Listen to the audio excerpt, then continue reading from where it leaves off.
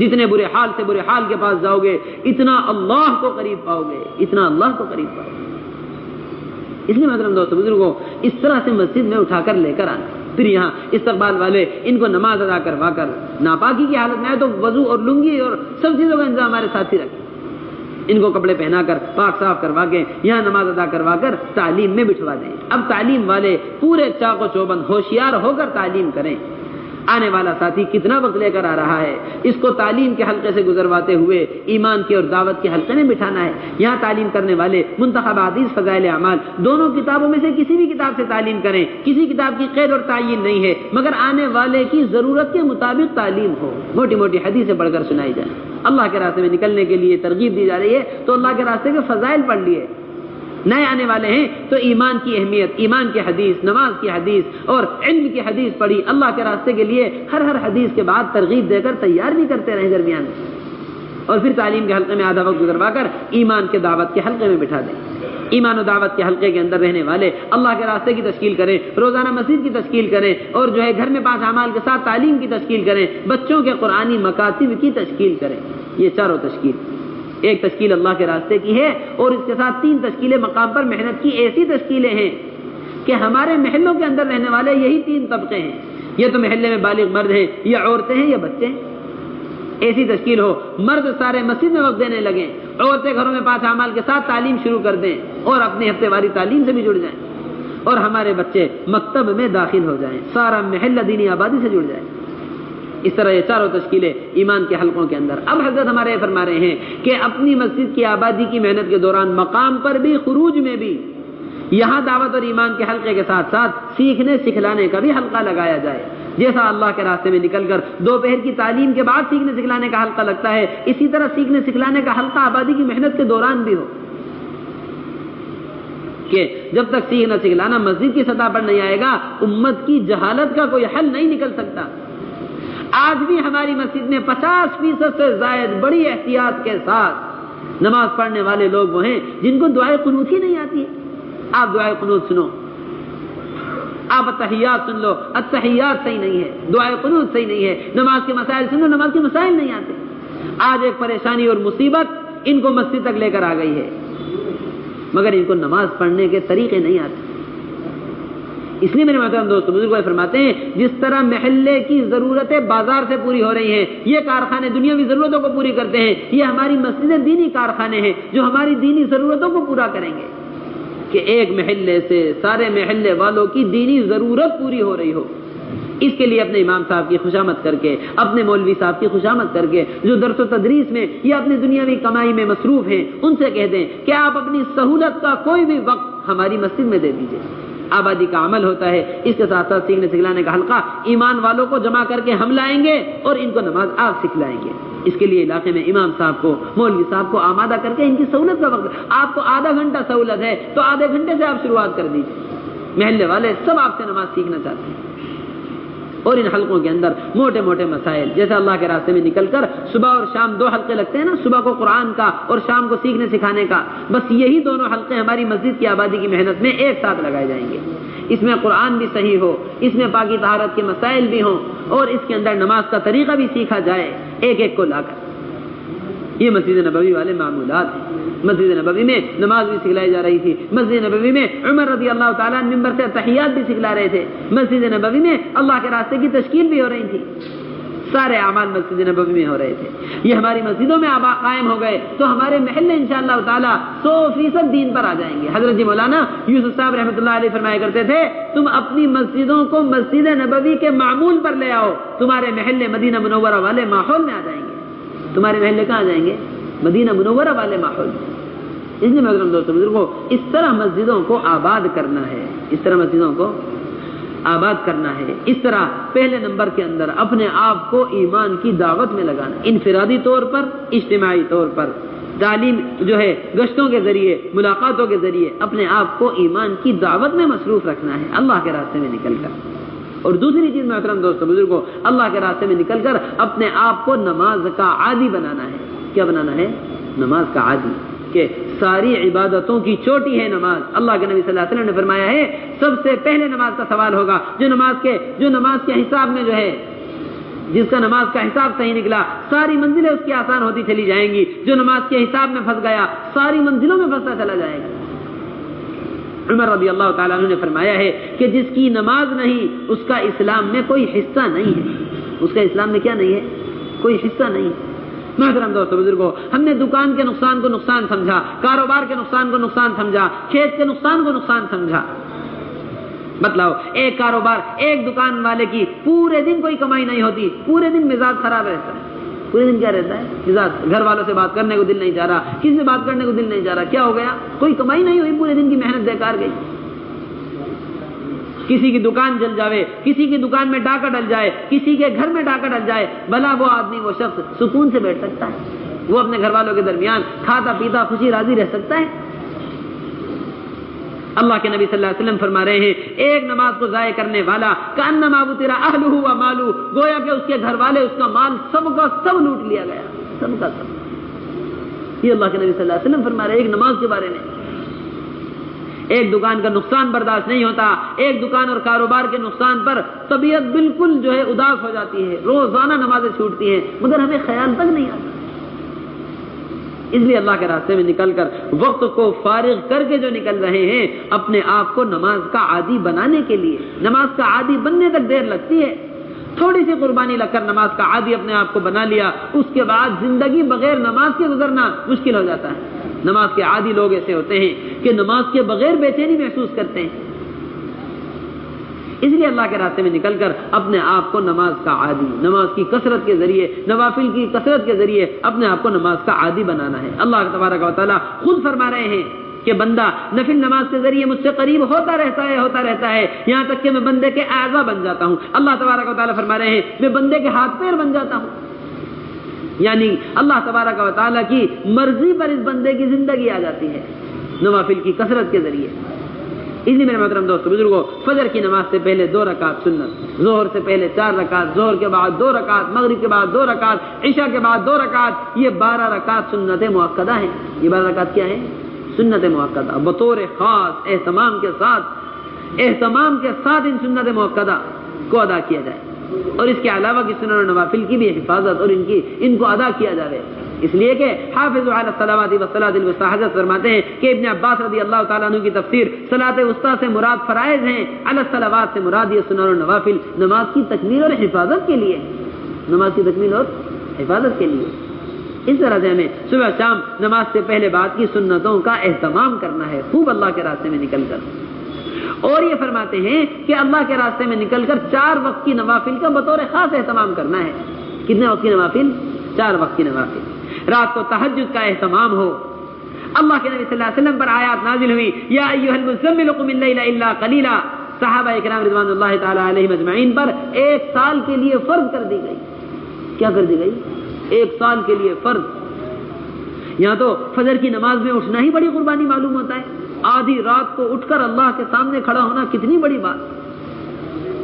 قرآن شریف کہہ رہا ہے اشد وقعا، سب سے زیادہ نفس کو کچلنے والی چیز، واقوم قیلا، سب سے زیادہ بات کو، اقوام قیلا کی تفسیر میں علماء نے لکھا ہے ابین قیلا، سب سے زیادہ بات کو واضح کرنے والی، سب سے زیادہ علم کو کھولنے والی چیز ہے رات کی تہجد، کہ رات کی تہجد سے دن کی بات میں وزن پیدا ہو جائے گا۔ کیا ہو جائے گا؟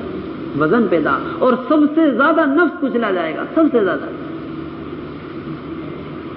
اس لیے رات کو تہجد کا اہتمام، اور اس کے بعد دوسری نفل دن میں اشراق کا اہتمام، اشراق کی نماز۔ اللہ کے نبی صلی اللہ علیہ وسلم فرما رہے ہیں کہ اشراق کی نماز پڑھنے والا کامل حج اور عمرے کا اجر و ثواب، پھر فرمایا کامل حج عمرے کا اجر و ثواب، پھر فرمایا 3 مرتبہ کامل حج اور عمرے کا اجر و ثواب، منتخب حدیث ہے۔ اس کے بعد چاشت کی نماز کا اہتمام ہو، تیسرے نمبر پر کون سی نماز؟ چاشت کا اہتمام۔ حدیث شریف میں آتا ہے 2 رکعت چاشت کی پڑھنے والا غافلین سے نکال دیا جاتا ہے، 4 رکعت پڑھنے والا عبادت گزار میں شامل کر دیا جاتا ہے، پڑھتا رہتا ہے، 12 رکعت مکمل ہو گئی، اللہ تبارک و تعالیٰ جنت میں محل بنا دیتے ہیں۔ کیا بنا دیتے ہیں؟ جنت میں محل۔ بھلا سوچو دنیا کا گھر بنانے میں کتنا وقت لگا تھا، 30 سال تک 35 سال تک پڑھتا ہی رہا، اس کے بعد نوکری کے لیے نوکری کی خاطر دھکے کھاتا رہا، 50-55 سال کی عمر میں جا کر کما کر گھر بنایا، ابھی 5 سال رہنا بھی نصیب نہیں ہوا تھا، ملک الموت آ گئے، چلیے تشریف لے چلیے، آپ کا وقت پورا ہو گیا۔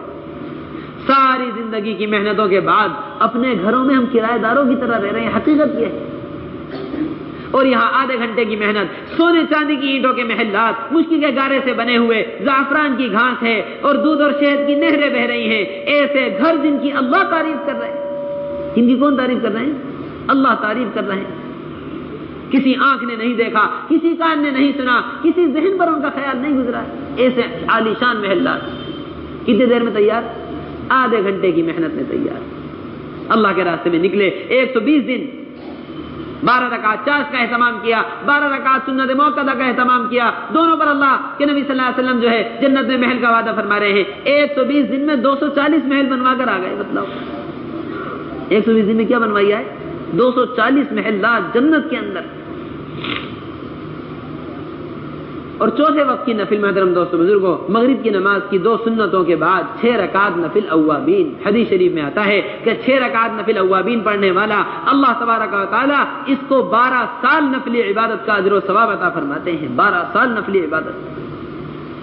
اس طرح محترم دوستو بزرگوں، چاروں وقت کی نوافل کا اہتمام، تہجد کا اہتمام، اشراق اور چاشت کا اہتمام، اوابین کا اہتمام۔ تہجد میں فرماتے ہیں کہ تہجد کے ساتھ 2 اعمال مزید کر لیے جائیں۔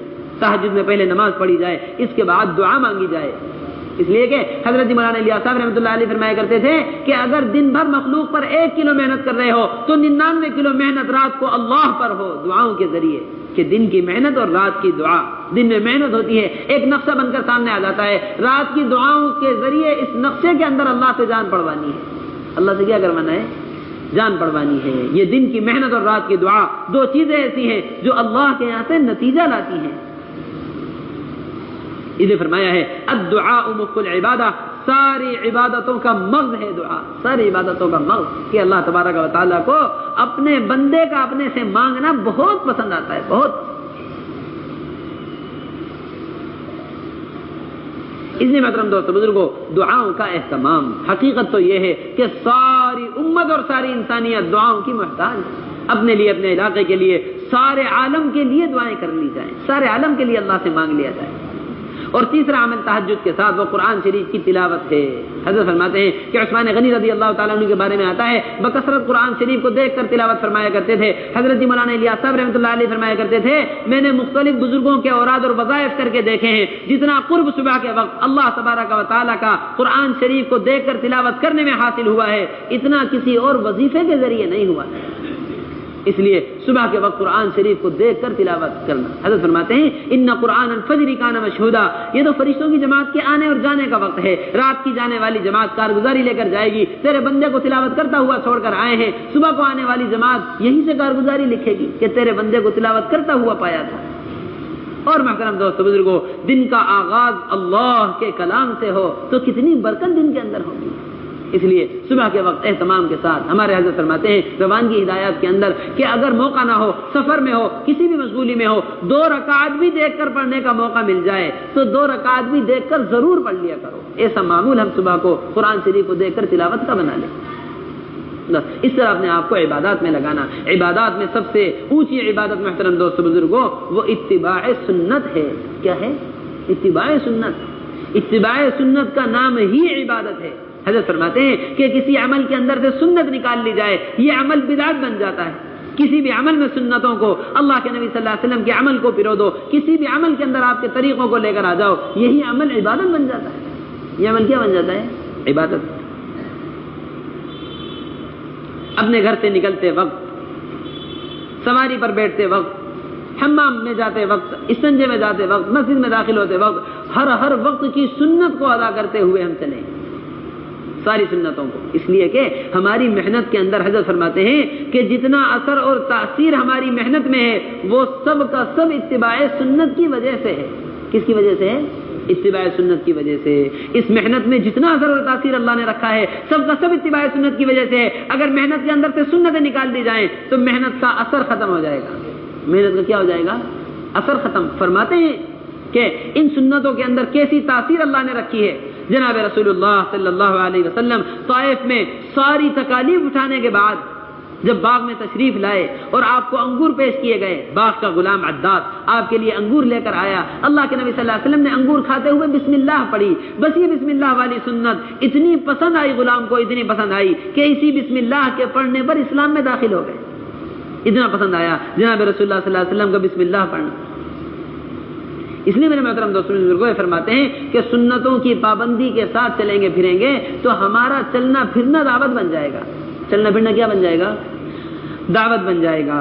اس طرح اپنے آپ کو سنت کا پابند کرتے ہوئے چلنا ہے. اور تیسری چیز محترم دوستوں بزرگوں، اپنی صبح شام کی تسبیحات کا اہتمام. جی ہاں، درود شریف استغفار درود شریف اور تیسرا کلمہ صبح شام 3 تسبیح اہتمام کے ساتھ پڑھی جائیں. اللہ کے نبی صلی اللہ علیہ وسلم ایک مجلس سے اٹھ کر 100 مرتبہ استغفار کر لیتے تھے، روزانہ 70 مرتبہ استغفار کر لیتے تھے، روایات میں آتا ہے. اس لیے روزانہ کی تسبیحات کا اہتمام. اس طرح اپنے آپ کو عبادات کا عادی بنانا ہے، اپنا وقت عبادات میں گزارنا ہے. اور چوتھی چیز یہ فرمایا کرتے تھے، چوتھا نمبر ہے اکرام مسلم کا. کس کا نمبر ہے؟ اکرام مسلم. نبی اکرم صلی اللہ علیہ وسلم والے کام کو کرنے جا رہے ہیں تو نبی والے اخلاق ہمیں اپنے اندر پیدا کرنے ہیں. کون سے اخلاق؟ نبی والے اخلاق. جناب رسول اللہ صلی اللہ علیہ وسلم کو اخلاق دے کر بھیجا اللہ تبارک و تعالیٰ نے. فرمایا ہے انک لعلی خلق عظیم، آپ بہترین اخلاق پر پیدا کیے گئے ہیں. ایسے اخلاق اللہ کے نبی صلی اللہ علیہ وسلم کے کہ مدینے آنے والے حضرت فرماتے ہیں کہ اسلام تلوار کے زور سے نہیں پھیلا ہے، اسلام قوتوں سے نہیں پھیلا ہے، اسلام ہتھیاروں سے نہیں پھیلا ہے، اسلام پھیلا ہے بہترین اخلاق سے. بہترین اخلاق. مدینہ منورہ آنے والے کہا کرتے تھے بہت سے درباروں سے ہم ہو کر آئے ہیں، بہت سے بادشاہوں کے یہاں سے ہو کر آئے ہیں، جیسے اخلاق مدینے والوں میں دیکھے ہیں ایسے اخلاق کہیں نہیں دیکھے، ایسے اخلاق کہیں نہیں دیکھے. مدینے آنے والے اللہ کے نبی صلی اللہ علیہ وسلم کو نعوذ باللہ قتل کرنے کے ارادے سے آ رہے ہیں، گرفتار کرنے کے ارادے سے آ رہے ہیں، دشمنی کا ارادہ جو لے کر آ رہے ہیں. اللہ کے نبی صلی اللہ علیہ وسلم ان آنے والوں کا بھی اکرام کر رہے ہیں. دیکھیے کتنی بڑی بات، کتنی بڑی بات. عمر ابن وہب آئے، عمر رضی اللہ تعالیٰ عنہ دیکھ کر سمجھ گئے کہ کوئی برا ارادہ لے کر آیا ہے، ننگی تلوار ہاتھ میں، گریبان پکڑ لیا. اللہ کے نبی صلی اللہ علیہ وسلم نے فرمایا کہ عمر کا گریبان چھوڑو. قریب بلا کر بٹھایا، فرمایا عمر کیسے آنا ہوا ہے؟ کہ اپنے رشتہ دار سے ملنے کے لیے آیا، رشتہ دار قید میں ہے. فرمایا عمر سچی بات بتلاؤ کیسے آنا ہوا ہے؟ کہ جی رشتہ دار قید میں ہے، رشتہ دار سے ملنے آیا ہوں. عمر سچی بات بتلاؤ کیسے آنا ہوا ہے؟ کعبے کے اندر چھپ کر اپنے دوست سے کیا بات کر کے آیا؟ اتنا سا جملہ اللہ کے نبی صلی اللہ علیہ وسلم کا، فوراً کلمہ پڑھ کر اسلام قبول کر لیا. کہ کعبے میں چھپ کر اپنے دوست کے ساتھ نعوذ باللہ اللہ کے نبی صلی اللہ علیہ وسلم کو قتل کرنے کا منصوبہ بنا کر آئے تھے. معلوم ہو گیا کہ یہ تو اللہ کے سچے رسول ہیں، وحی کے ذریعے اللہ نے انہیں بتلایا. محترم دوستوں بزرگوں، عرض یہ کرنا ہے کہ معلوم تھا آنے والا قتل کا ارادہ لے کر آ رہا ہے، پھر بھی اکرام سے پیش آ رہے تھے. پھر کیسے پیش آ رہے تھے؟ علی رضی اللہ تعالیٰ عنہ کے بارے میں آتا ہے اپنے قاتل کو دیکھا کرتے تھے اور فرمایا کرتے تھے اريد حباءه ويريد قتلي، میں تو تیرے ساتھ بھلائی کا ارادہ چاہتا ہوں اور تو مجھے قتل کرنا چاہتا ہے. ایسے حوصلے، ایسے حوصلے. بھلا سوچو تو صحیح، بھلا ہم سوچیں کہ قتل سے زیادہ بھی کوئی برا ارادہ ہو سکتا ہے کسی انسان کے لیے؟ قتل کا ارادہ لانے والوں کا اکرام کتنا بڑا دل ہوگا.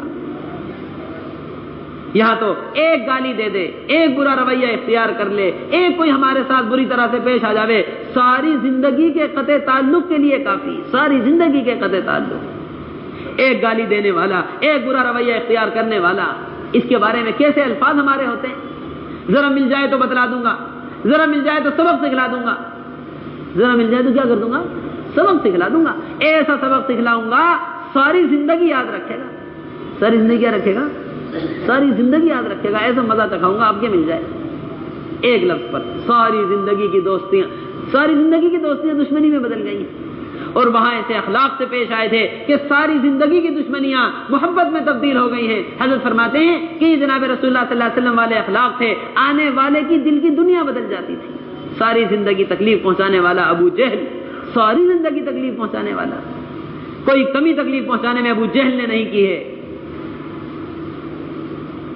جب عکرمہ بیٹے اسلام قبول کرنے کے لیے آئے، حضرت عکرمہ رضی اللہ تعالی عنہ جناب رسول اللہ صلی اللہ علیہ وسلم اس اکرام سے ملے. پہلے فرما دیا دیکھو آنے والا آ رہا ہے، بیٹے کے سامنے باپ کی برائی مت کرنا، مردہ کو بات پہنچے گی نہیں، زندہ کو تکلیف ہو جائے گی. زندہ کو کیا ہو جائے گا؟ زندہ کو تکلیف ہو جائے گی. کس کے بارے میں فرما رہے؟ ساری زندگی تکلیف پہنچانے والے. عکرمہ رضی اللہ تعالی عنہ آئے تو آتے ہی گلے سے لگا لیا اللہ کے نبی صلی اللہ علیہ وسلم نے. بس یہ اخلاق دیکھنے تھے کہ دل کی دنیا بدل گئی. پہلا لفظ عکرمہ رضی اللہ تعالیٰ عنہ نے فرمایا یا رسول اللہ میں آج سے مجاہد ہوں، مہاجر ہوں، جتنے گھوڑے دین کی مخالفت میں دوڑائے ہیں اس سے زیادہ دین کی خدمت میں دوڑاؤ. یہ اخلاق تھے. محترم دوستو بزرگوں، اللہ ہمیں معاف فرمائے، ہماری بد اخلاقیوں نے اپنوں کو پرایا بنا دیا ہے. ہماری بد اخلاقیوں نے اپنوں کو پرایا بنا دیا. ان کے اخلاق نے دشمنوں کو اپنا بنا دیا. ان کے اخلاق نے دشمنوں کو اپنا بنا. اب نبی والے کام کو کرنے کے لیے نکل رہے ہیں. یہی بلند اخلاق اور کھلا ہوا دل لے کر اللہ کے راستے میں نکلیں گے. ہم اللہ کے راستے میں نکل کر پتھر نہیں کھا رہے، ہم تکلیفیں نہیں کھا رہے ہیں، ہم گالیاں نہیں کھا رہے، ہم پر تھوکا نہیں جا رہا. کم از کم اپنے ساتھیوں کی طرف سے آنے والے رویے ہی برداشت کرتے ہوئے چلیں. مختلف طبیعتوں کے مختلف مزاج کے لوگ ایک جماعت کے اندر ہیں. ایک کو تقاضا پنکھا بند کرنے کا، دوسرے کو تقاضا پنکھا کھولنے کا. ایک کو تقاضا لائٹ بند کرنے کا، دوسرے کو تقاضا لائٹ کھولنے کا. ایک بوڑھا مزاج لیے ہوئے بڑھاپے کا، اور دوسرا جوانی کا مزاج لیے ہوئے. ایک کا کچھ مزاج، دوسرے کا کچھ. مختلف طبیعتوں سے مختلف تقاضے پیدا ہوں گے. آپس میں برداشت کرتے ہوئے ہم تو اللہ کے مہمان بن کر نکلے ہیں. کس کے مہمان؟ اللہ کے مہمان. اپنی تربیت کے لیے کم از کم یہ آپس میں ایک دوسرے کے رویے ہی برداشت کر لیں. رویے ہی کیا کر لیں؟ برداشت. ایسا برداشت کرنے سے بہترین اخلاق کی مشق ہوگی، بہترین اخلاق کی مشق. اور محترم دوستو بزرگوں، اخلاق پیدا ہوں گے آپس کی خدمت سے.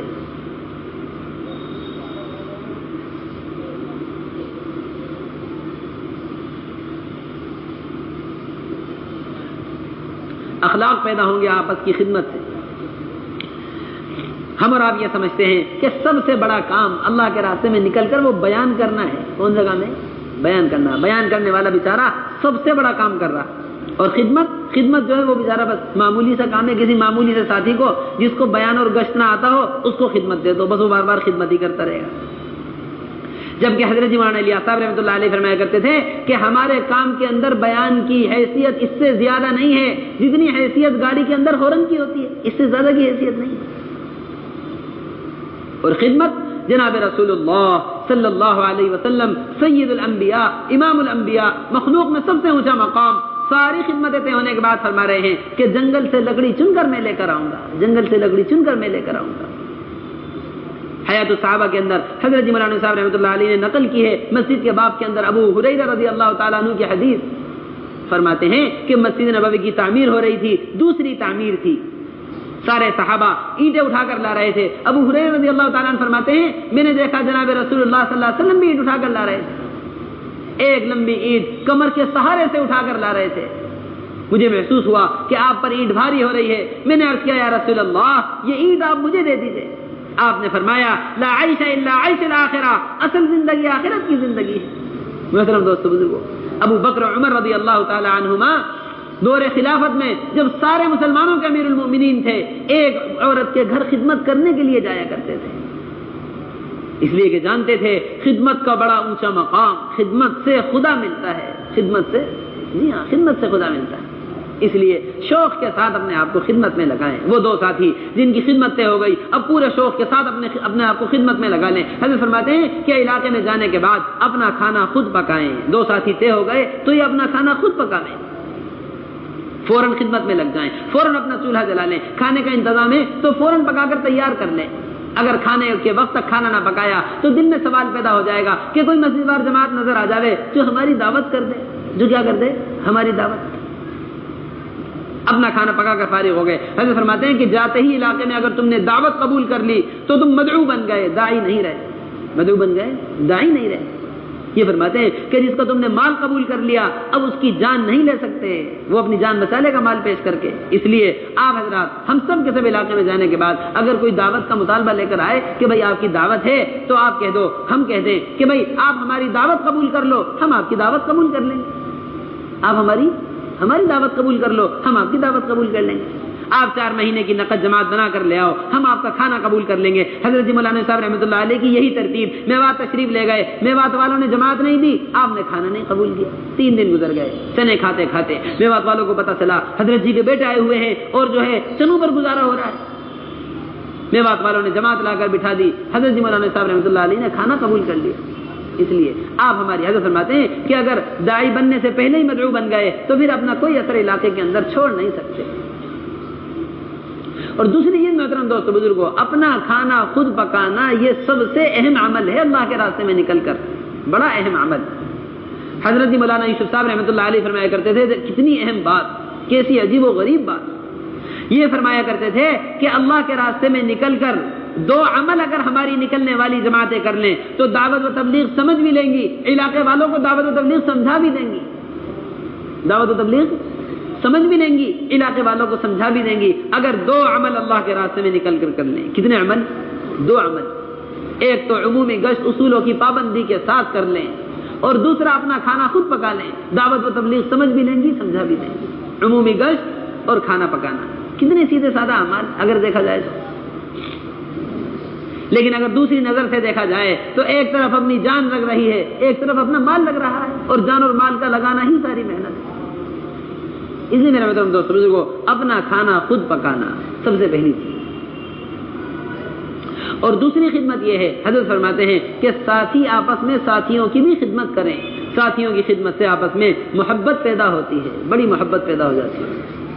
ایک ساتھی بیچارہ تھکا ہوا ہے، پیر میں درد ہے، ہم آپ کے پیر دبا دیتے ہیں، سر میں درد ہے، ہم آپ کے سر دبا دیتے ہیں، کسی کی آج طبیعت جو ہے خراب ہو گئی ہے، ہم آپ کی تھوڑی دیر خدمت کر دیتے ہیں۔ کوئی ملاقاتوں سے تھکا ہوا آیا، اس سے کہہ دیا لائیے ہم آپ کے کپڑے دھو دیتے ہیں، ایسی محبت پیدا ہو جائے گی، ایسی محبت، ساری دنیا میں محبت کا نمونہ دو سگے بھائیوں میں اتنی محبت نہیں ہوتی جتنی محبت دو جماعت کے ساتھیوں میں ہو جاتی ہے۔ اللہ تبارک و تعالیٰ قائم اور دائم رکھے ایسی محبت کا نمونہ، یہ آپس کی خدمت سے پیدا ہوتی ہے۔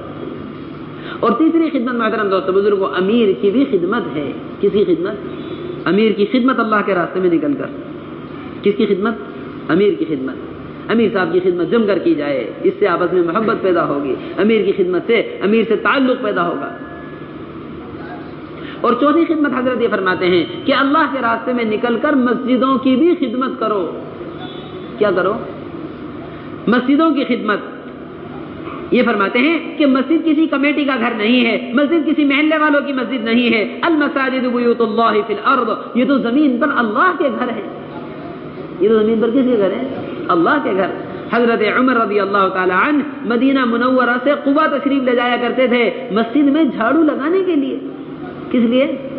مسجد میں جھاڑو لگانے کے لیے قباء تشریف لے جایا کرتے تھے عمر رضی اللہ تعالی عنہ۔ کیسا اونچا مقام ہے، کیسا اونچا مقام ہے۔ اس لیے میرے محترم دوستو بزرگوں، حضرت فرماتے ہیں ہماری جماعتیں نکلنے والی مسجدوں کی اگر خدمت کریں گی تو ہماری جماعتوں سے محلے والے اکتائیں گے نہیں۔ کیا نہیں ہوں گے؟ محلے والے نہیں اکتائیں گے۔ اگر جماعتیں جو ہے محلے میں جا کر مسجد کی خدمت نہیں کریں گی، مسجد کی چٹائیاں یوں بکھری ہوئی ہیں، مسجد کے حمامات میں لوٹے بکھرے پڑے ہوئے ہیں، حمامات ایسے ہی گندے سندے، سامان سارا سامنے بکھرا ہوا، تو کیسی ہی محنت محلے میں ہماری جماعت کر رہی ہو لیکن محلے والے ان سے اکتا جائیں گے ان کے قیام سے۔ اس لیے ایسا قیام ہمیں کر کے دکھلانا ہے کہ محلے والے ہم سے مانوس ہو جائیں۔ کیا ہو جائیں؟ مانوس۔ کہ خدمت کرنے سے علاقے والے مانوس ہوتے ہیں۔ کیا ہو جاتے ہیں؟ مانوس۔ موسیٰ علیہ السلام شعیب علیہ السلام کے علاقے میں تشریف لے گئے، سب سے پہلے جا کر ان کے گھر کی خدمت کر دی۔ کیا کر دیا؟ خدمت کر دی۔ خدمت کر کے درخت کے نیچے جا کر بیٹھ گئے، تھوڑی دیر میں بیٹیاں تشریف لائیں ان کو بلانے کے لیے، خدمت سے علاقے والوں کو مانوس کیا۔ ان خیر من استاجرت القوی الامین، یہ فرمایا ان کی بیٹی نے کہ بڑا اچھا آدمی ہے، قوت والا بھی ہے، امانت والا بھی ہے، شعیب علیہ السلام سے جا کر۔ اور جناب رسول اللہ صلی اللہ علیہ وسلم، وہ بوڑھی عورت جو آپ سے بچ کر بھاگ رہی تھی، جو آپ کی دعوت سے بھاگ رہی تھی، ایک جگہ سے دوسری جگہ تک اللہ کے نبی صلی اللہ علیہ وسلم خود ان کا سامان اٹھا کر لے جا رہے تھے، خود ان کا سامان۔ اس لیے میرے محترم دوستو بزرگوں، حضرت فرماتے ہیں خدمت والوں کے ذریعے خدمت کے ذریعے علاقے والوں کو بھی مانوس کرنا ہے۔ مسجد کا پانی بھر دیا، مسجد میں جھاڑو لگا دی، مسجد کی صفیں صاف ستھری رکھی، مسجد کے حمامات صاف رکھے، اس سے علاقے والے مانوس ہو جائیں گے۔ اس طرح اپنے آپ کو خدمت میں لگانا ہے، اس طرح اپنے آپ کو کیا کرنا ہے؟ خدمت میں لگانا ہے۔ بس یہ چار اعمال حضرت مولانا صاحب رحمۃ اللہ علیہ فرمایا کرتے تھے، یہ چار اعمال ہیں جن میں اللہ کے راستے میں نکل کر اپنا پورا وقت گزارنا ہے۔ سب سے پہلے ایمان کی دعوت، دوسرے نمبر پر عبادت، تیسرے نمبر پر سیکھنا سکھلانا، اور چوتھے نمبر پر خدمت۔ ان چار اعمال کے بارے میں فرمایا کرتے تھے کہ یہ ہدایت والے اعمال ہیں، یہ نورانی اعمال ہیں، اپنا پورا وقت ان اعمال میں اتنا لگایا جاوے کہ ان اعمال کا رنگ ہمارے اوپر چڑھ جائے، پھر جس طرح سورج کے چلنے پھرنے سے ساری زمین اس کی روشنی سے فائدہ اٹھاتی ہے، ہمارے چلنے پھرنے سے ہمیں بھی نفع ہوگا اور علاقے والوں کو بھی نفع ہوگا، علاقے والوں کو بھی نفع ہوگا۔ اور دوسرا نفع محترم دوستو بزرگوں یہ فرمایا کرتے تھے ان اعمال میں اتنا وقت اپنا گزارنا ہے کہ مقام پر آ کر بھی زندگی ان اعمال میں گزرے. دکان پر کھڑا ہے، تجارت کے ساتھ ساتھ آنے والوں کو دعوت بھی دے رہا ہے، جی ہاں، گھر والوں کے ساتھ ساتھ اخلاق سے پیش آنے کے ساتھ ساتھ گھر والوں میں خدمت کا ہاتھ بھی بٹا رہا ہے، آنے والی جماعتوں کی مسجد میں خدمت بھی کر رہا ہے، امام صاحب کے ساتھ سیکھنا سکھلانا کر کے گھر والوں کے ساتھ جا کر سیکھنا سکھلانا بھی کروا رہا ہے. اس طرح چاروں اعمال میں ہماری زندگی ان چاروں اعمال کی عادی بن جائے. اور پھر یہ فرمایا کرتے تھے کہ اللہ کے راستے میں نکل کر اپنے اندر اخلاص کی مشق کرنی ہے کہ جتنے بھی اعمال ہیں ان سب کی قبولیت کا دار و مدار اخلاص پر ہے. کس پر ہے؟ اخلاص پر. یہ فرمایا کرتے تھے حضرت جی مولانا صاحب رحمۃ اللہ علیہ، شیطان کے پاس چال ہوتی ہے، ایمان والے کو عمل سے روکنے کے لیے آتا ہے، عمل سے نہ روک سکا تو اس کی نیت کو بگاڑ کر اس کے عمل کو بگاڑنا چاہتا ہے. اس لیے فرمایا کرتے تھے کہ ہر عمل کو کرنے سے پہلے اور ہر عمل کو کرتے دوران اپنی نیت کو دیکھنا، اپنی نیت کو ٹٹولنا کہ اللہ کے لیے کر رہا ہوں یا اللہ کے غیر کے لیے کر رہا ہوں. اللہ کے لیے کیا ہوا چھوٹا سا عمل ایک قدم بھی اللہ کے یہاں مغفرت کروا سکتا ہے. ایک فاحشہ عورت کتے کو پانی پلانے پر اللہ نے مغفرت فرما دی. ابو ہریرہ رضی اللہ تعالیٰ عنہ کی روایت ہے کہ ایک عالم ایک مال کا خرچ کرنے والا اور ایک شہید قیامت کے دن سب سے پہلے دوزخ میں ڈالے جائیں گے. کتنے بڑے بڑے اعمال ہیں، جب ریا کے ساتھ کیے ہوں گے تو سب سے پہلے قیامت میں دوزخ میں ڈالے جائیں گے. اس لیے محترم دوستو بزرگوں یہ فرمایا کرتے تھے عمل سے پہلے عمل کے دوران اپنی نیت کو دیکھنا، اور پھر یہ فرمایا کرتے تھے عمل کے آخر میں اپنی نیت کو ناقص قرار دیتے ہوئے اے اللہ جیسا کرنے کا حق تھا ایسا نہیں کر سکا، ایسا نہیں. بہترین عبادت نماز اور بہترین ادا کرنے والے ابو بکر صدیق رضی اللہ تعالی عنہ پوری نماز کے بعد آپ کو یہ دعا سکھلائی گئی ہے اللہم انی ظلمت نفسی ظلما کثیرا، اللہم انی ظلمت نفسی ظلما کثیرا. اس لیے عمل کے بعد اے اللہ جیسا کرنے کا حق تھا ایسا نہیں کر سکا ہوں، پھر رو رو کر اللہ سے اخلاص کو مانگنا. حدیث شریف میں آتا ہے اخلاص ہی ایمان ہے، ایمان ہی اخلاص ہے. فرمایا ہے طوبی للمخلصین اولئک مصابیح الدجا. خوشخبری ہو اخلاص والوں کے لیے، خوشخبری ہو اخلاص والوں کے لیے کہ یہ ہدایت کا چراغ ہے. کون ہے؟ ہدایت کا چراغ. اس لیے محترم دوستو بزرگوں اللہ سے رو رو کر اخلاص کو مانگنا ہے اور اللہ کے راستے میں نکل کر اپنا وقت امیر کی اطاعت کے ساتھ گزارنا ہے. ہم اللہ کے راستے میں امیر کی اطاعت کے لیے نکل رہے ہیں. کس لیے نکل رہے ہیں؟ امیر کی اطاعت کے لیے. حضرت فرماتے ہیں کوئی بھی ضرورت ہو کوئی بھی کام امیر کی اجازت کے بغیر نہ کریں، امیر کی اجازت کے بغیر ہرگز نہ کریں. کوئی چھوٹے سے چھوٹا ہماری ضرورت کا بھی کام ہو اس کو بھی امیر کی اجازت کے ساتھ کیا جاوے. یہاں تک کہ اللہ کے راستے میں نکل کر نفل روزہ بھی رکھ رہے ہیں تو وہ بھی امیر کی اجازت سے رکھیں کہ ہم سب کے سب ایک کام کے اندر نکلے ہوئے ہیں، ایک محنت میں ہیں. اب ہماری زندگیاں انفرادی زندگیاں نہیں ہیں بلکہ سب کی زندگی ایک محنت میں لگی ہوئی ہے، سب کا وقت. اس لیے امیر کی اطاعت کے ساتھ. اور یہ فرماتے ہیں کہ امیر صاحب ایک فیصلہ فرمائیں گے فوراً شیطان خیال لے کر آئے گا کہ امیر نے ایسا کہہ دیا ہے، اگر امیر صاحب ایسا کہہ دیتے تو دین کا زیادہ نفع ہو جاتا. حضرت فرماتے ہیں کہ حق والوں کے پاس شیطان حق کی بات لے کر آتا ہے.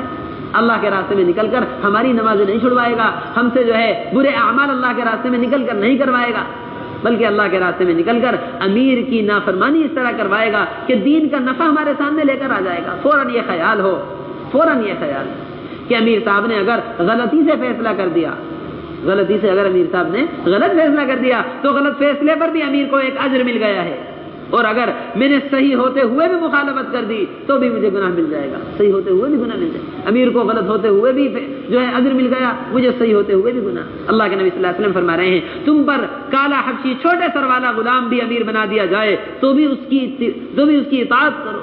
یہ فرمایا جس نے امیر کی اطاعت کی اس نے میری اطاعت، جس نے میرے امیر کی اطاعت کی ہے اس نے میری اطاعت، اور جس نے میری اطاعت کی ہے اس نے اللہ کی اطاعت کی. اس لیے محترم دوستو بزرگوں امیر کی اطاعت کے ساتھ وقت گزارا جائے، امیر کی اطاعت کے ساتھ. اور یہ فرمایا کرتے تھے حضرت جی مولانا یوسف صاحب رحمۃ اللہ علیہ، بس مختصر بات رہ گئی.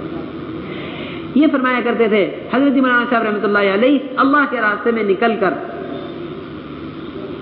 شیطان ہم سے آپ سے ایسی غلطیاں کروائے گا کہ خدا نہ کرے اللہ نہ کرے کہ چھوٹی چھوٹی غلطیوں کے ذریعے بڑے بڑے اعمال ہمارے ضائع کروا دے گا.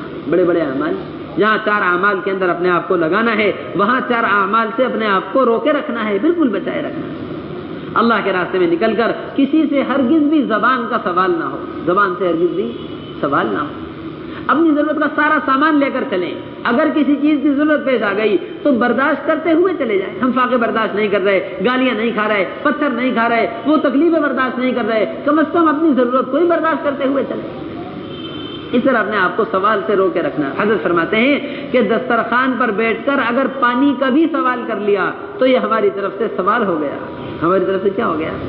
سوال. اس لیے کسی قسم کا سوال زبان سے نہ ہو. اور دوسری چیز یہ فرمایا کرتے تھے حضرت مولانا صاحب رحمۃ اللہ علیہ کہ اپنے آپ کو دل کے سوال سے بھی بچانا ہے. کس سے بچانا ہے؟ دل کا سوال. اس کو اشراف کہا جاتا ہے. اشراف دل کے سوال سے اپنے آپ کو بچانا. جس طرح زبان سوال کرتی ہے اسی طرح دل بھی سوال کرتا ہے. کسی ملاقات میں بیٹھے ہوئے تھے, کوئی بیچارہ اپنے برتن دھو رہا تھا, فوراً دل میں خیال آ گیا شاید ہمارے لیے چائے بن رہی. کیا ہو رہا ہے؟ ہمارے لیے چائے. یہ دل کا سوال, زبان کے سوال کی طرح. اسی لیے دل کے سوال سے بھی اپنے آپ کو بچانا. تیسری چیز یہ فرمایا کرتے تھے کہ اپنے آپ کو اسراف سے بھی بچانا ہے. اللہ کے راستے میں نکل کر کھانے پینے میں, استعمال کی چیزوں میں, مسجد کی بجلی میں خاص طور سے اپنے آپ کو اسراف سے بچانا ہے, فضول خرچی. یہ فرمایا کرتے تھے کہ اللہ کے راستے میں نکل کر اگر ہم نے اسراف کیا تو خدا نہ کرے, اللہ نہ کرے, پہلے سے زیادہ فضول خرچ بن کر لوٹیں گے. پہلے سے زیادہ کیا بن کر لوٹیں گے؟ فضول خرچ بن کر لوٹیں گے. قرآن فرما رہا ہے ان المبذرین کانوا اخوان الشیاطین, فضول خرچی کرنے والے شیطان کے بھائی ہیں. اللہ ہماری حفاظت کرے. اور چوتھی چیز یہ فرمایا کرتے تھے کہ اللہ کے راستے میں نکل کر کسی بھی ساتھی کی کسی بھی چیز کو بغیر اجازت کے ہرگز استعمال نہ کیا جائے. ہرگز استعمال نہ کیا جائے. شیطان یہ خیال لے کر آئے گا ٹوپی ہی تو ہے استعمال کر لو, رومال ہی تو استعمال کر لو, چپل ہی تو استعمال کر لو, چھوٹی سی چیزیں استعمال کر لو, بعد میں اجازت لے لینا. علماء نے لکھا ہے اگر ساتھی کو تکلیف پہنچنے کا اندیشہ ہو تو بغیر اجازت کے استعمال کرنا شرعاً حرام ہے کہ اس کے اندر ایذائے مسلم ہے. اس کے اندر کیا ہے؟ ایذائے مسلم, مسلمان کو تکلیف پہنچ سکتی ہے. اس لیے چیز کے استعمال کرنے سے پہلے اگر ضرورت پیش آ گئی ہے سخت تو استعمال سے پہلے اجازت لے لی جائے. کیا کر لیا جائے؟ اجازت لے لی جائے. اور دوسرا نقصان اس کا یہ بھی ہے کہ بغیر اجازت کے استعمال سے آپس میں ساتھیوں میں ایک دوسرے کے دل میں بات پیدا ہو جاتی ہے, دوریاں پیدا ہو جاتی ہیں. اس لیے ان چار اعمال سے, زبان کا سوال, دل کا سوال, اسراف اور بغیر اجازت استعمال سے اپنے آپ کو بچائے رکھنا ہے. جتنی بھی ضرورت ہے اللہ کے راستے میں نکل کر ہماری ہیں, چونکہ اب سارا وقت دین کی محنت کے لیے فارغ کر کے نکل رہے ہیں, تو جتنی بھی ضرورت ہے, ہمارا نہانا دھونا, ہمارا کھانا پینا, ہمارا سونا اور ہماری ضرورتوں کا وقت کم از کم ضرورتوں میں وقت استعمال ہو. ضرورتوں میں وقت کم از کم استعمال ہو. اور محترم دوستو بزرگوں, مسجد سے باہر گشتوں کے علاوہ ہمارا وقت نہ گزرے. گشت اور ملاقاتوں کے علاوہ مسجد کی چہار دیواری سے باہر ہمارا وقت نہ گزرے. مسجد کی چہار دیواری کے باہر رہنے والا محفوظ نہیں ہے. محفوظ حدیث شریف میں آتا ہے مسجد میں رہنے والا محفوظ ہے. اس لیے اپنے وقت کو مسجد کے اندر گزارنا. گشت اور ملاقاتوں کے لیے باہر وقت گزرے, اس کے علاوہ کسی ضرورت میں باہر وقت نہ گزرے. اپنے وقت کو, بقیہ وقت اپنا مسجد کے اندر گزارنا ہے. اور محترم دوستو بزرگوں, حضرت یہ فرماتے ہیں کہ اللہ کے راستے میں نکل کر لا یعنی نہیں کرنا ہے. کیا نہیں کرنا ہے؟ لا یعنی. حضرت مولانا صاحب رحمۃ اللہ علیہ فرمایا کرتے تھے اللہ کے راستے میں نکل کر لا یعنی کی, اللہ کے راستے میں نکل کر دنیاوی باتیں کی تو خدا نہ کرے, اللہ نہ کرے, پہلے سے زیادہ دنیا کی محبت لے کر لوٹیں گے. پہلے سے زیادہ کیا لے کر لوٹیں گے؟ ہم تو دنیا کی محبت کو دل سے نکالنے جا رہے ہیں. اگر دنیاوی باتیں اللہ کے راستے میں نکل کر ہوتی رہیں تو پہلے سے زیادہ محبت لے کر لوٹیں گے. اس لیے کوئی لا یعنی, کوئی حالات حاضرہ کی کوئی بھی بات اللہ کے راستے میں نکل کر نہ ہو. کام کی بات ہو, مذاکرہ ہو. یہ حضرت یہ فرماتے ہیں, نکلتے ہوئے ہماری جماعت کو روانگی کرتے ہوئے فرمایا تھا کہ اللہ کے راستے میں نکل کر اتنی محنت کرنا, اتنی محنت کرنا, اتنی محنت کہ بستر پہ سر رکھنے سے پہلے ہی نیند آ جائے. نیند کب آ جائے؟ ہاں, بستر پہ سر رکھنے سے پہلے ہی نیند آ جائے. اتنا اپنے آپ کو تھکانا ہے. ایسا صحابہ نے اپنے آپ کو تھکایا, ایسا پھرایا ہے, ایسا چلایا کہ کوئی بات کرنے کا بھی ایک موقع پر کوئی موقع ہی نہیں ملا ہے. ان محترم دوستوں کو ہر قسم کی لا یعنی بات سے اپنے آپ کو بچانا ہے. اور اللہ کے راستے میں نکل کر کسی بھی مقام پر جب ہماری جماعت جائے گی, بڑی اہم بات ہے, کسی بھی علاقے میں جانے کے بعد محنت میں مقامی لوگوں کو وہاں ساتھ لینا ہے. وہاں کے مقامی لوگوں کو کیا کرنا ہے؟ ساتھ لے کر محنت کرنی ہے. اس لیے کہ محترم دوستو بزرگوں, کسی بھی علاقے میں جانے کے بعد کتنی بھی محنت ہم کر لیں, مقامی محنت کے بغیر ہماری محنت ادھوری ہے. ادھوری, مقامی محنت کے بغیر ہماری محنت ادھوری ہے. جناب رسول اللہ صلی اللہ علیہ وسلم مکہ مکرمہ سے ہجرت کر کے مہاجرین کی جماعت کے ساتھ تشریف لائے. مدینہ منورہ والوں نے نصرت کی. ہجرت اور نصرت آپس میں ایسی مل گئی ہے کہ مہاجر اور انصاری کا فرق مشکل ہے. عمر رضی اللہ تعالیٰ عنہ مہاجر ہیں, ایک انصاری صحابی کے ساتھ اپنی جوڑی بنائی ہوئی ہے. کیسی جوڑی ہے؟ مسجد میں وقت دینے والی جوڑی کہ تم اپنا ایک دن مسجد میں دینا، میں اپنا ایک دن بازار میں دینا، میں اپنا ایک دن مسجد میں دوں گا، ایک دن بازار میں دوں گا، جو تم جناب رسول اللہ صلی اللہ علیہ وسلم سے سیکھو گے وہ مجھے سکھلا دینا، اور جو میں سیکھوں گا وہ تمہیں سکھلا دوں گا۔ آپ مہاجر ہیں اور انصاری کے ساتھ جوڑی بنائی۔ اللہ کے نبی صلی اللہ علیہ وسلم نے ایک رات پہرے داری پر دو صحابیوں کو متعین فرمایا ہے۔ فضائل اعمال میں واقعہ ہے کہ جسم پر تیر آ کر لگے جا رہے ہیں، سورہ کہف سے پہلے نماز پوری کرنے کو دل نہیں چاہ رہا ہے، یہاں پہرا دینے والے ایک مہاجر ہیں ایک انصاری۔ ایسے مہاجر اور انصاری محنت میں ایک ساتھ ہوئے ہیں کہ مہاجر اور انصار کا فرق ختم ہو گیا۔ ایسی محنت علاقے والوں کے ساتھ ہو، خود ان کو اپنے ساتھ خروج کی محنت میں لگا کر اور اپنے ساتھ ان کے ساتھ ہم ان کی مقام کی محنت میں بھی لگے، اس طرح محنت میں ہمارا ساتھ ہو۔ مسجد کی آبادی کی محنت میں مسجد والوں کے ساتھ جوڑی بنا لی، ملاقاتوں میں ان کو اپنے ساتھ رہبر بنا لیا اور خود ان کی مسجد کی آبادی کی محنت میں ان کے ساتھ جوڑی دار بن گئے۔ اس طرح مسجد میں مقامی کام اور خروج کی محنت میں مقامی لوگوں کو ساتھ، اب جا کر ان کو اپنے ساتھ مشورے میں لے لیا، مشورے کے وقت نہ مل سکے تو اگلی نماز کے وقت سارے مقامی لوگوں کی سب سے پہلی نصرت، سب سے پہلی تشکیل نصرت کے لیے کرنی ہے۔ کس کے لیے کرنی ہے؟ نصرت کے لیے۔ اللہ کے نبی صلی اللہ علیہ وسلم نے فرمایا ہے من یأمینی من ینصرنی، کون میری نصرت کرے گا، کون مجھے ٹھکانہ دے گا، کون میری مدد کرے گا۔ اس طرح علاقے والوں کو نصرت کے لیے آمادہ کرنا ہے۔ علاقے والوں کو کیا کرنا ہے؟ نصرت کا ان کو مقام بتلایا جاوے کہ انصار نے نصرت کی ہے، ان کی نصرت پر یہ مقام ان کو ملا ہے کہ اللہ کے نبی صلی اللہ علیہ وسلم فرما رہے ہیں کہ اگر ہجرت نہ ہوتی تو میں انصار میں سے ہوتا، اگر ہجرت نہ ہوتی تو میں کیا ہوتا؟ انصار میں سے ہوتا، کہ انصار میرے اندر کا کپڑا ہے۔ یہ اللہ کے نبی صلی اللہ علیہ وسلم نے فرمایا ہے کہ میرے جسم سے لگا ہوا کپڑا ہے انصار، ایسے قریب ہیں مجھ سے۔ اور یہ فرمایا ہے ایک وادی میں سب چلیں اور ایک وادی میں انصار چلیں، تو میں انصار والی وادی میں چلنا پسند کروں گا۔ اس طرح نصرت کا مقام بتلا کر ان کو اللہ کے دین کی نصرت کے لیے ان کو اس کی تشکیل کرتے ہوئے آمادہ کرنا ہے۔ اور پھر محترم دوستو بزرگوں، اپنے مشورے میں 3 فکریں لے کر بیٹھنا ہے۔ یہ آخری بات، اپنے مشورے میں کیا کرنا ہے؟ 3 فکریں۔ سب سے پہلی فکر اللہ کے راستے کی خروج کی، اس علاقے سے مکمل اللہ کے راستے کا خروج کس طرح ہو جائے، کس طرح ہو۔ یہاں سب سے پہلے گھر گھر سے 4 ماہ کی تشکیل، سب سے پہلے علاقے والوں پر مطالبہ رکھ دیا جاوے کہ بھئی ہمیں ہر گھر سے ایک فرد اللہ کے راستے کے لیے چاہیے۔ ہر گھر سے کیا چاہیے؟ ہر گھر سے ایک فرد اللہ کے راستے کے لیے۔ حضرت جی مولانا صاحب رحمۃ اللہ علیہ فرمایا کرتے تھے، بڑی اہم بات ہے، یہ فرمایا کرتے تھے کہ جب بھی اللہ کے راستے میں نکالا جائے، ہر گھر سے ہر فرد اللہ کے راستے میں نکل جائے، ایک بالغ مرد گھر پر رہ جائے، سارے بالغ مرد نکل جائیں، ایک بالغ مرد گھر پر رہ جائے جو گھر کے کام کی اور گھر والوں کی دونوں کی نگرانی کر لے۔ اگر کام کاج کی شدید مشغولی ہے، سارے بالغ مرد ایک ساتھ نہیں نکل سکتے، تو آخری درجہ کم از کم کا یہ ہے کہ ایک فرد اللہ کے راستے میں ایک گھر سے ضرور جاوے۔ اللہ کے نبی صلی اللہ علیہ وسلم مدینہ منورہ میں تشکیل فرمایا کرتے تھے، اللہ کے راستے میں جانے کے لیے فرمایا کرتے تھے۔ یہ فرمایا ہے کہ 2 میں کا 1 اللہ کے راستے میں چلے۔ کیا فرمایا ہے؟ 2 میں کا 1 گھر گھر کی تشکیل۔ اور ایسی تشکیلیں مدینہ منورہ سے ہوئی ہیں کہ جن کی سواری مدینے سے باہر ہے ان کو سواری اندر لانے کا بھی موقع نہیں ملا ہے کہ جن کی سواریاں تیار ہے وہی اللہ کے راستے میں چلے، اتنا نقد تقاضا ہے۔ اس طرح نقد کی تشکیل ہو اور گھر گھر سے اللہ کے راستے کی تشکیل ہو۔ اس طرح خروج کی فکر، مردوں کی خروج کی فکر کے ساتھ ساتھ مستورات کے خروج کی بھی فکر کی جائے۔ کیا کیا جائے؟ مستورات کے خروج کی بھی فکر علاقوں کے اندر سے، کہ یہاں سے جو مستورات وقت لگائی ہوئی نہیں ہے ان کی 6 روزہ سے لے کر بیرون تک ترتیب، جن کا عشرہ لگا ہوا ہے ان کے آگے چلے کی ترتیب، جن کا چلہ لگا ہوا ہے ان کو بیرون کے لیے بھی تشکیل کریں۔